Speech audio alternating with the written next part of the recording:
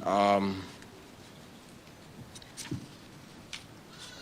Cabinet Secretary for ICT, my friend Eliud Owalo, the CS for Education, my friend Ezekiel Machogu, the Principal Secretary for Higher Learning and Research, Your Excellency the Governor of my home county, Mwalimu Mutahi Kahiga, Charge the Affairs of the United States, Mark Dillard,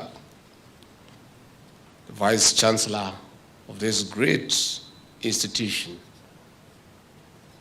Professor Kioni, the Semiconductor Technologies Limited Chief Executive Officer and Managing Director, Anthony Githinji, the Member of Parliament for Nyeri Town Constituency, the Honorable Duncan Maina Madenge, other members of Parliament present, STL fraternity, distinguished guests, ladies and gentlemen.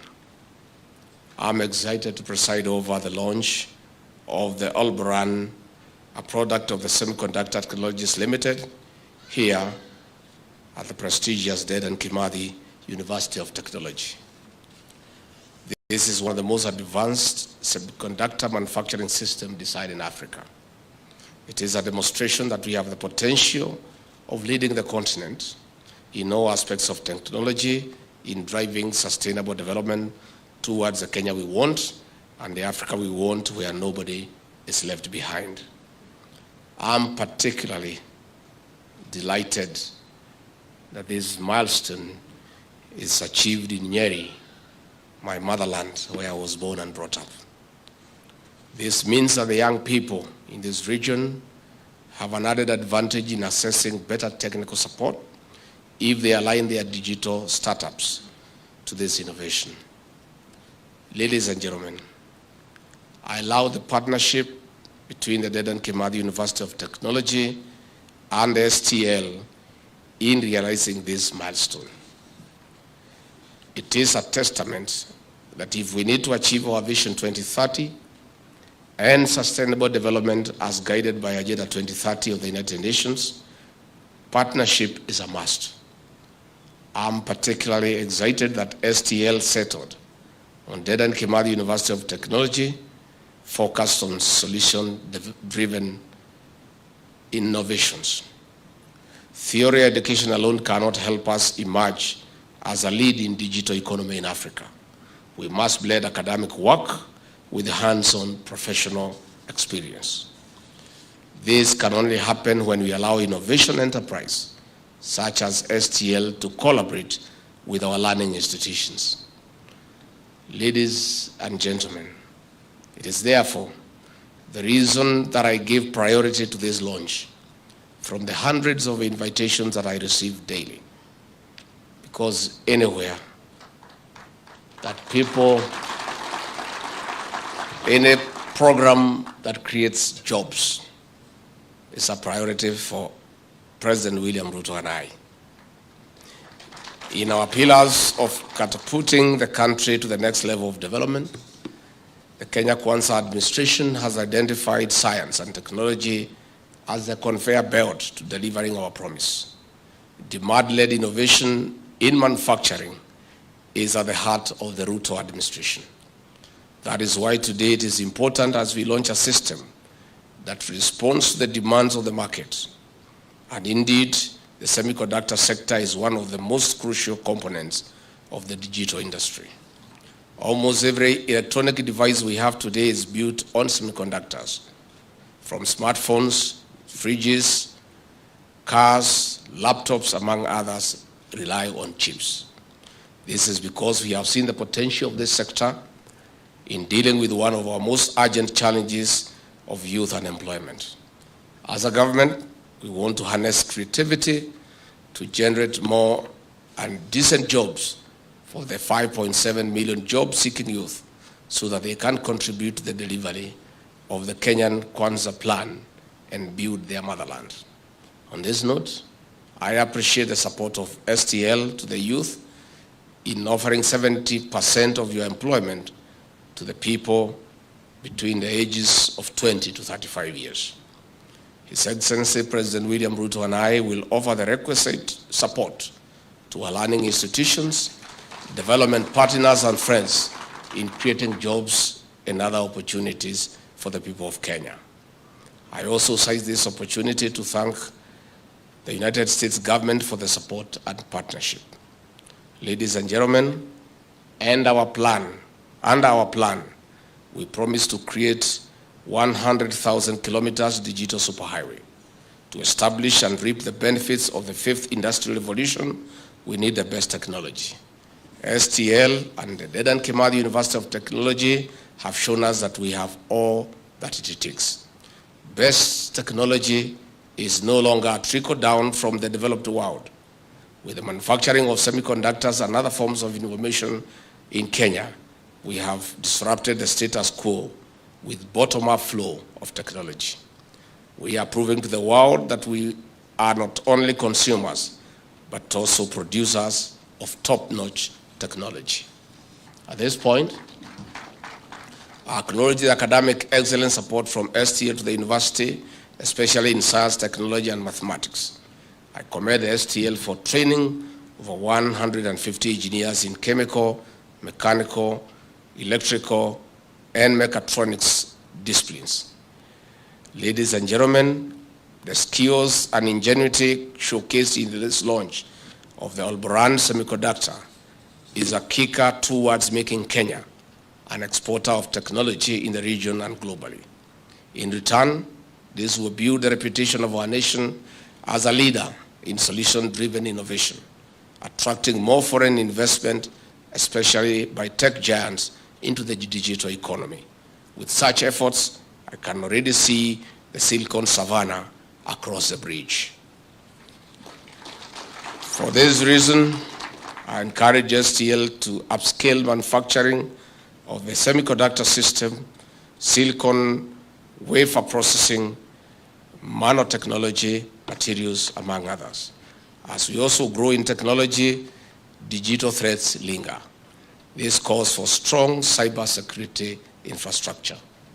Ladies and gentlemen, as we struggle with climate change, drought, food and water shortages, and other forms of challenges, I encourage the STL and Dedan Kimathi University of Technology to work closely with key players, especially in the agricultural value chain, for improved production. As I conclude, I implore STL to accelerate knowledge transfer to other leading institutions in specialized areas of bigger and better reach. I am aware that your strategic plan envisages expansion to 5 centers in Kenya by 2024 and 3 others regionally by the year 2026. Count us in that plan. With those very many remarks, ladies and gentlemen, I wish you the very best in this venture. Merry Christmas, happy holidays, and a prosperous year 2023. Asanteni sana. Just in conclusion, is to say how excited we are. As we went round the labs, we were so moved when we see our young people, young engineers below the ages of 30 driving this initiative. I want to say our young engineers, congratulations, and I have no doubt that the future of this country is in good hands. We want succession management by handing over this country, its systems, the infrastructure, the creativity, the innovation to our young population. That is our resource as a country, our young people. And what I have seen here today, I'm a very happy man, a very proud Kenyan, a proud parent, to see vibrant young people doing great things and taking the center stage in the technological transformation of our great country. I really want to encourage you. My only observation is that the boy child doesn't look to be in the center of the whole of this transformation. No, my wife, Pastor Dorcas, is passionate about the boy child. So still, I'll report you to her so that she can come around here and try to create some affirmative action in favor of the boy child. You know, the boy child amewachwa nyuma kidogo. So vijana tuamuke. I want to say this great institution, Professor Kioni, we want to salute you for your leadership. You've done a very wonderful job. You know, I listen to these people from the big schools. You know, they always look for an opportunity in their speech to let us know where they went to school. Especially the ones from Alliance, they are very notorious. The Honorable Kimathi Chongwa, our leader of majority, does not let us have tea. He keeps on reminding us that he was at the Alliance. So I saw your CEO in a very clever manner circumvent his speech to let us know that he was at the Alliance. And our CS ICT was not left behind. He looked for a way to also let us know that he was in a great Maseno. So that governor leaves me and you in a very difficult situation because of where we went to school. But let me tell you, I also went to a great school. And why is it great? It is great because Professor Kioni, one of the most refined university administrators in this country, a man who has transformed Kimathi University to a great institution in technology and science, went to the same school with me. So you have no doubt I'm also properly learned. You know, Governor, when I was appointed running mate, these social media characters and this media, they were trying to demean me that I am very backward, I am from the village, I don't know anything. Until I appeared on that debate with Mother Karua. And within 90 minutes, they knew that I and Professor Kioni went to the great school called Kenyaga High School. So, musicheze na sisi, hata sisi tuko sawa. This guy called Professor Kioni, I want to say today, his leadership of this university to the success story that it is today has not just begun when he's a professor. When we were in Form 1, Kioni, a little boy then, like I, beat us in sciences from day 1 up to Form 4. And you see, if you see Rigathi Gachagua accepting somebody is good, that somebody must be very good. Because I'm also not very poor. And he was doing pure science. He was in Form 4Z. And when we did our Form 4 exam, those days the grading was Division 1, 2, 3, up to 4. And Division 1 was from 6 points to 23. Professor Kioni had a distinction 1 in every subject, 9 of them, so he had 6 points. So he is not in this university by accident. And the success story that we see today, it's not something he has just started. He was a focused scientist from the days he was a young boy. And I want to say, when his tour of duty comes to an end here, the government of the Republic of Kenya will deploy him appropriately to develop another great institution.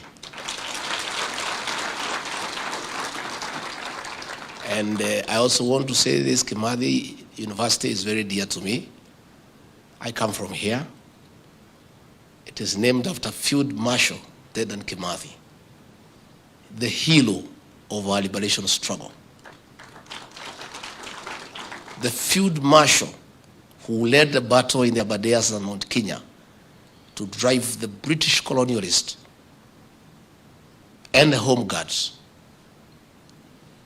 and the Comereras and the Tukunias out of our land. My parents were in the forest under Dedan Kimathi. We are very emotional about this institution, that it is named after Field Marshal Dedan Kimathi. So we want to say, even when Professor Kioni's tour of duty is over and we need to change guard, we'll make sure that the team that will come here will build on what Professor Kioni has built over the years. And this is a great institution for this county. And for me personally, I'm very emotional about it because of our freedom struggle. And you know, the struggle to drive the British colonialists away from this country for taking our land and our freedom started here in Nyeri, between the two mountains, the Aberdare and the Mount Kenya. History has repeated itself. The struggle to liberate the people of Kenya from slavery by a few families started here in Nyeri a few years ago. And this great county of Nyeri is a great land. It is the land of Field Marshal Dedan Kimathi, the land of Stanley Madenge, the land of Field Marshal Muthoni, the land of Professor Wangari Maathai, the land of the best president and economist in this country, the late Mwai Kibaki. As a county, we pride ourselves with producing great minds. And I request the governor of Nyeri and the elected leaders to work hard and keep our name high in this country. Work hard. And I say, this Thursday, we'll be burying another great man from this county, the late Honorable Eliud Matuamai. The man, as executive director of ICDC, oversaw the transformation of entrepreneurship from the white colonialists to indigenous Kenyans. The man who was member of parliament for Madeira for 15 years. And most importantly, he'll be remembered for turning around a dead KCC into a vibrant new KCC. That is a man from this county. And I keep on telling people, and I dare say, when you want good workers in this country, come here. When the late Mzee Jomo Kenyatta in his last years, and he was struggling with the age and health, but nobody knew he was struggling. He had strong people from this county behind him. The late Mwai Kibaki was Minister for Economic Planning and Finance. Duncan Degwa was the governor of the Central Bank. Eliud Matuamai was executive director of ICDC. Guinea Karundi was the MD of East African Rivers and Harbors. Ignatius Derry was the director of CID. Stephen Mwangi Mureithi was the deputy director of the Special Branch. Isaiah Mwai Madenge was the PC Rift Valley. Eliud Mahehu was the PC Coast. And many others, strong bureaucrats and technocrats from Nyeri around Mzee Jomo Kenyatta, and he succeeded. I want to ask the people from this great county of Nyeri, those of you, I included, who have been given a privilege by President William Ruto, please, let us not let him down. Let us hold the name of this great county high by working hard, being focused, and making sure we are efficient. We have been given from this county a deputy president. We have been given 2 principal secretaries, and more is coming. Those of you who will be identified by President William Ruto to assist him in the management of the affairs of this country, from this county where I'm born and brought up, please let us not let down the president. Let us not let down the people of Nyeri. Just the way the people of Nyeri succeeded in the 70s in assisting Mzee Jomo Kenyatta, those of us who will be given an opportunity by President William Ruto to help him in the management of the affairs of this country, let us stay true to the spirit of Nyeri, of brave, courageous, efficient men and women to drive our national agenda. So Professor Kion, we are proud of you, very proud of you. And I want to thank the University Council. They have done a tremendous job to hold this institution high.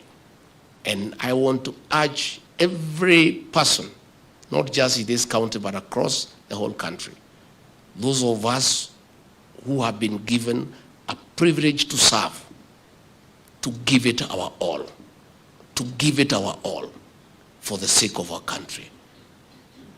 Because an opportunity arises once in a lifetime. And when you are given that opportunity, you do what you have to do. Our young engineers, we are proud of you. We are proud of you. I'm very happy. And I have told the Vice Chancellor, I'll create time when I'm just around without all this madoido, because I'm a local guy here. Nikatie pale nyumbani mguu, nipitie hapa chaka tu nikuje. So that we look around what is happening, and I get more interested because I'm fascinated by the capacity that has been developed in this great institute.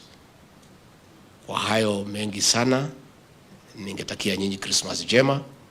We ask our officers in the national government, the RIC is here, the county commissioner and our police commanders, please make all the arrangements and make sure these guys have a very peaceful Christmas.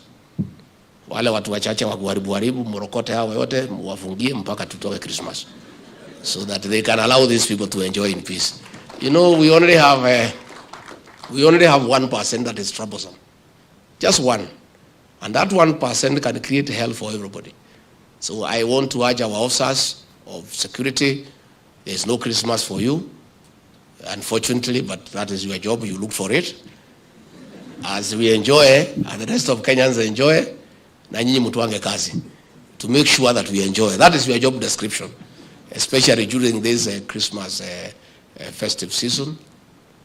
Nataka kuuliza watu ya Nyeri tufurahie, lakini tupunguze pombe kidogo wakati ya Christmas. Tusikunywe sana, kidogo tu. Hata kama lazima ukunywe 2-3 uende nyumbani. Hii maneno ya kutoka jioni mpaka kesho yake, hiyo is not healthy. So let's have a nice time. Let's be peaceful. Let everybody allow others to enjoy Christmas. Even the petty thieves, wale pickpockets na nini, hata hao waende wapumzike. You know, everything must have a break. Si hata hao wapumzike. They can take a holiday also from what they do. Unajua ubaya hata hii pickpockets na wengine wanakaza mimi na president wanasema ati tuliwaambia kazi ni kazi. But we did not mean that hiyo kazi hiyo. We meant this one. This one of developing technology, this one of borrowing money from the Hustler Fund and making sure that you reinvest it. And by the way, we are doing well. As of this morning, Kenyans have borrowed 9.4 billion and they have paid back 2.6 billion. So, and it is not much, but when you borrow repeatedly, it's a lot of money. Borrow the 1,000, invest, pay back, borrow another one, invest, pay back. That is why we told those Azimio characters, they were telling people to borrow and not to pay. That is retrogressive thinking. You know, a whole senator elected by the people, and himself he is borrowing at 3% for his mortgage, and he is paying from his salary. How can you tell people who vote for you not to borrow? Because they would like these people to remain poor so that they remain their slaves to be misused when elections come. I want to ask our people to ignore the retrogressive call by the Azimio characters not to pay money they have borrowed from the Hustler Fund. Please borrow and borrow again and again. And the way that system is working, the more you borrow and pay, you build your credit rating. So you start with 500, you pay, they go to 800, you pay, up to 50,000. And if you don't pay, that is it. You'll never borrow again. And I don't think that 2,000 you are being told by Azimio fellows not to pay will change your life. It will change your life by borrowing all the time. And we want our people to borrow up to 50,000. So please, let us utilize the Hustler Fund. It's a creative intervention in our business because the problem has been lack of affordable credit to people who have no collateral, those who have no title deeds, those who have no logbooks. That has been the problem. We now have a money you can borrow up to 50,000 without a logbook, without a title deed. And that is what has been lacking for this country. So as I'm in Nyeri here, my home county, I would like to ask the people of this great county to make full use of the Hustler Fund. Borrow money and do business. And keep on borrowing and paying. Keep on borrowing and paying. And keep on building your stock. Keep on expanding your business. So that in another 2-3 years, you are 10 times where you were before that one. Finally, I bring you greetings from the President of the Republic of Kenya,